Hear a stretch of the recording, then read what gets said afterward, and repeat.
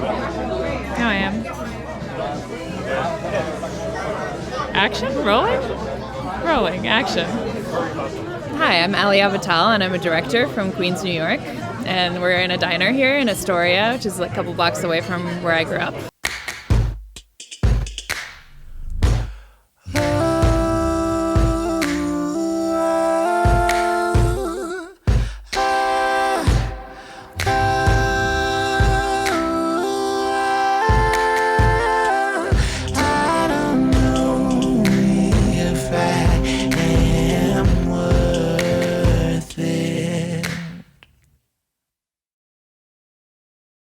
So I was raised by mostly artists. My whole family was Russian immigrants, and my grandpa, when I was growing up, he's a painter, and he had a job where he was restoring those Russian dolls that are, like the wooden ones that you stack. And all of the ones that were beyond repair that just had half a face coming off or chipped eyes and all that, he would bring home for me. So I had boxes, just shoe boxes full of these dolls, and I would take them out, and they all had names and characters, and I would put them sort of in rows and have them sing to me. So I'd basically direct them.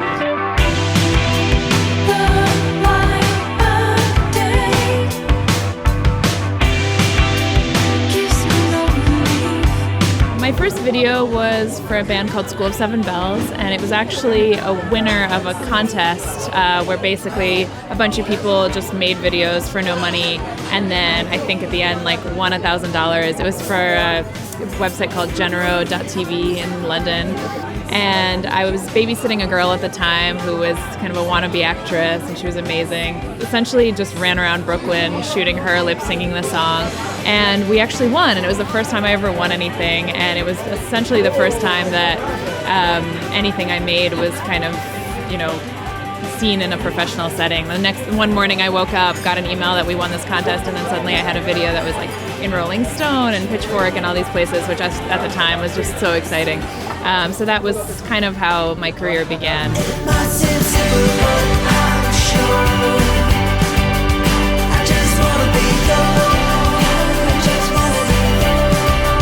So the Pains of Being Pure at Heart video was one of my earliest videos. It's for a song called Simple and Sure. And back then I would just, get these pretty small budgets and just invite everyone in New York who was willing to come out to be part of it. I was always pretty ambitious with big casts because I just loved them, and I kind of was pushing myself to just do as much as possible. And that one was inspired by the Buñuel film Exterminating Angel. And we cast a whole bunch of New Yorkers of all ages from all different countries. I think in that cast of probably a cast of 15 or so, almost every single person was an immigrant from a different country. That's the cool thing about New York is casting here is so much fun. There's so many incredibly talented people.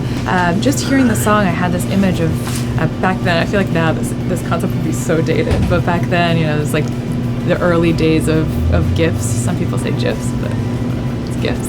And I just had this idea of people kind of physically acting them out rather than sort of using editing or whatever to create them.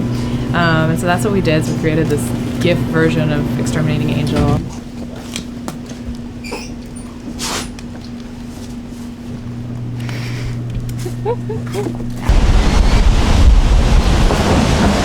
Keep going. Can I do that again? Without laughing? Go.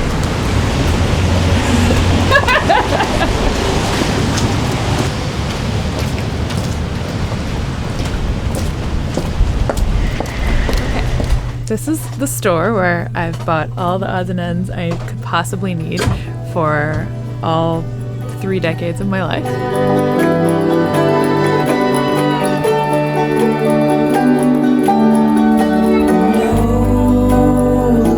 Mutual Benefit Advanced Falconry is another older video that was one of the best experiences shooting. It really did have this planned concept that we went in with, but then so much of what works about it did come from kind of that magic of whatever external forces make things come together in ways you can't possibly plan.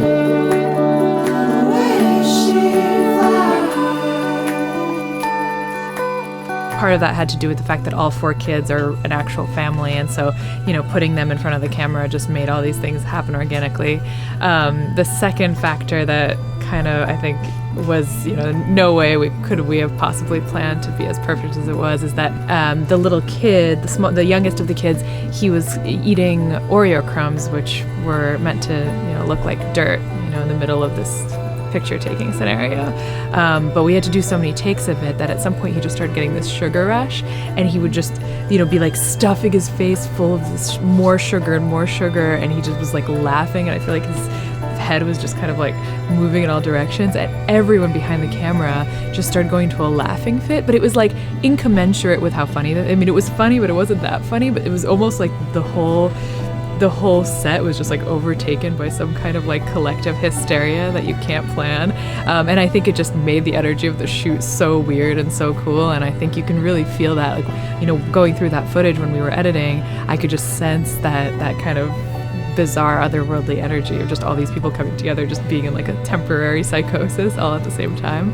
So I generally, when I was first starting out, I would really go into every shoot with as much planning as possible, and I still do, but I think as I grow as a director, I have learned to kind of trust in my instincts a little bit more, and that goes from, you know, working with DPs on shot lists. I used to, you know, not get onto a shoot without having every single shot laid out in the most meticulous way. And now with time, I've become a little bit more loose with that. And especially as I shoot narrative, I've learned that with narrative, you can't be that specific. A lot of the time, you need to go with the characters. You need to go with the emotion of the story.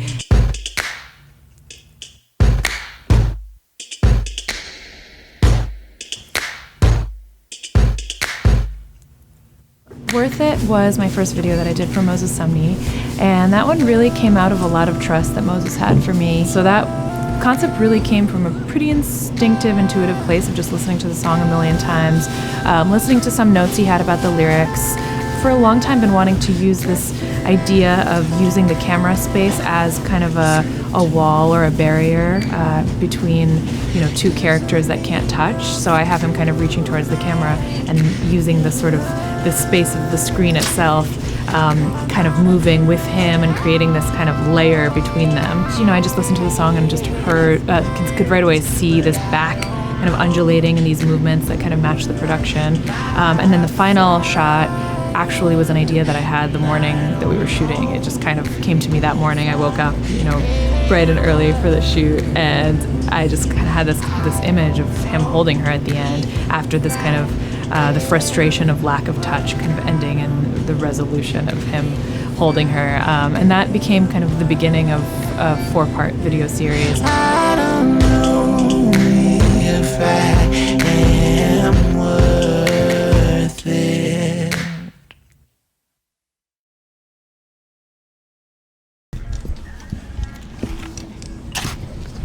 I mean, I got you, but I didn't take that. Stevie, come here.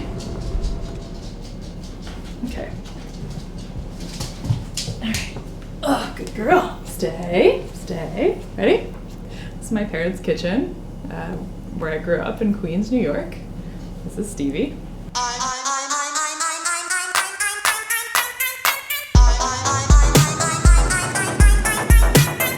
For Autre World War Part 2, I was thinking a lot about dependency and attachment, and, you know, both kind of attachments in relationships as well as, you know, attachment to ideas, attachments, you know, weights that we have kind of coming down on us, you know, both that are in our heads as well as in relationships and from other people.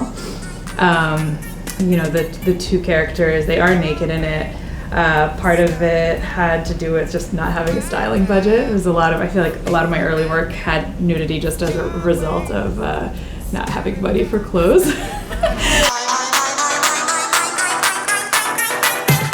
I'm interested in sort of very human ideas that kind of transcend culture, and I feel like I often end up avoiding fashion because I feel like fashion often sets us in such a time and is, you know, kind of puts the emphasis and the focus on culture. I wanted the figure to be kind of a homunculus type of character that's kind of, you know, sticky and messy and impossible to get rid of. And I was thinking a lot about like Cronenberg films, and kind of that intersection between like body horror and then like also like daytime horror, which I love.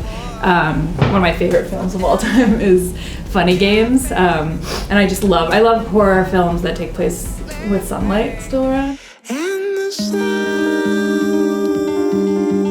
of the With Lonely World, there was some conversations about these kind of existential spaces in which we're completely alone and in which there's almost voices in our heads that talk to us, and kind of the loneliness of having these kind of inhuman entities that are communicating with us on some level. One morning I woke up and I was thinking about Seventh Seal, Bergman's film, and just imagined this kind of sort of amorphous, abstract kind of sea creature that rolls up on shore, and that's kind of where the concept came from.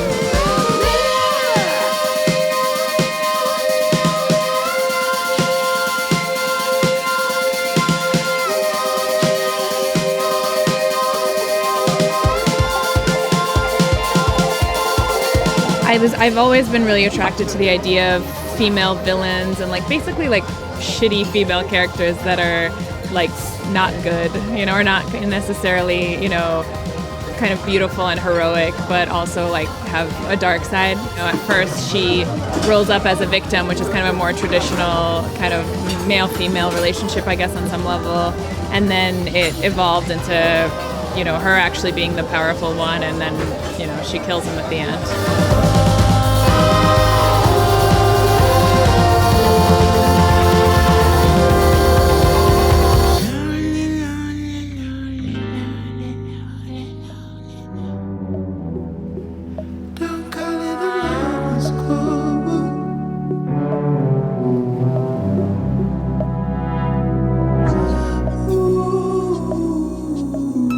So Quarrel was my fourth collaboration with Moses Sumney, and it was a co-direction. That was the one that actually Moses did write the concept. He had been, I think, thinking of horses as sort of part of his visual language and mythology for a long time. He had done some photo shoots with horses. It was the fact that shoot happened is a complete miracle. It was budgeted out in like literally a dozen different countries all over the world. No one wanted to do it, and then somehow out of all the places we tried to do it, which was like Kiev, Morocco, Lithuania, Bulgaria, like all over the place, somehow we settled on Connecticut and we shot it there. And it was interesting because it was totally Moses' idea, but then as we were working on it, I realized that I had actually all these kind of family connections and intertwining kind of meanings with horses. One was that my grandfather was obsessed with horses, and he partially raised me, and he would take me to Central Park every Saturday, and he like loved the smell of horse manure for some reason, but also he was an artist, so he would draw these horses, and I would kind of go with him, and so my grandparents' house was full of these paintings and pictures of horses, so I think that's kind of like always been part of my world. For Moses, I think it was a lot about a lot of things. It also did come down to relationships, and also how you can't judge a relationship entirely just based on the two people, how there's the whole weight of things like gender and race and kind of a context behind both of those people and their experience. But of course, the way that kind of evolved was this love story between Moses and a horse.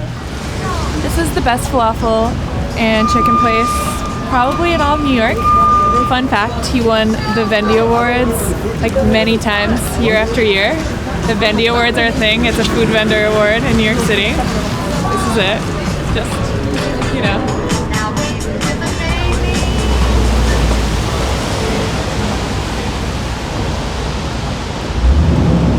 So I Am Going Home is my most recent video, and it's for a band named Veut. They're French, but we shot it in Lithuania. And it's a film about a woman who every man that she touches, she immediately destroys. And it's kind of like an affliction, I guess, of hers, where she kind of wakes up one morning and she is unable to touch another human being. Oh, I'm leaving the park.